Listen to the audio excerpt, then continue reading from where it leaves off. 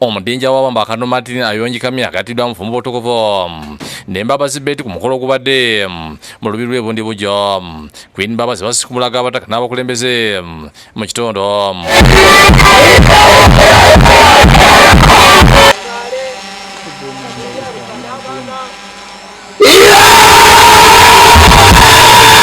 Omulabizi wa Situlenzoli baana basiti bayijuka yakulembeddemu emikolo.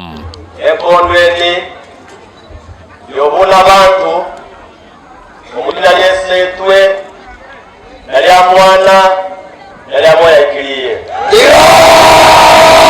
bamanjulidde olukiiko lw'obudingya nabo abamadde erinnya lya Nabantu n'akuba ebirayiro.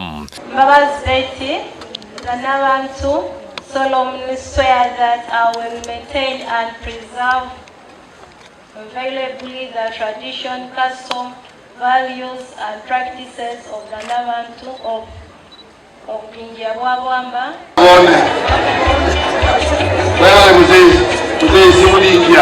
Mbaka bwe omulabirize tibayijuka atendereza omudingya olw'okubalaga Nabantu. Webale kuleta maha mu kikaali. Now the palace is full to capacity. Na bwege kikaali kyawutiye obwalo. The home, any home without a mother becomes a house. Jeni alisemera kamishina wa NRM baliniza Nabantu mu budingya nga okuyamba nnyo ku baana ab'obuwala. Bundibugyo ebadde eyononese mu baana abazadde nga tebakyamanyi kye balina okukolera abaana baabwe. Roles zonna bazisuula. Kyawasibu Nkatwa Prime Minister w'obudingya agambye nti okujjako Nabantu kwa kuyamba kinene mu kusitula embeera z'omwana omuwala. There has been a gap in the kingdom because we didn't have a mother, but today we have got a mother. Ye Nabantu yemye okulwanirira embeera z'abaana nga bw'alambika abazadde ku ngeri ey'okubalabiriramu. Mulekayo kulisaa kumalirira nanga kawulu mutandike kukusayika ebiri kwigira kumalirira.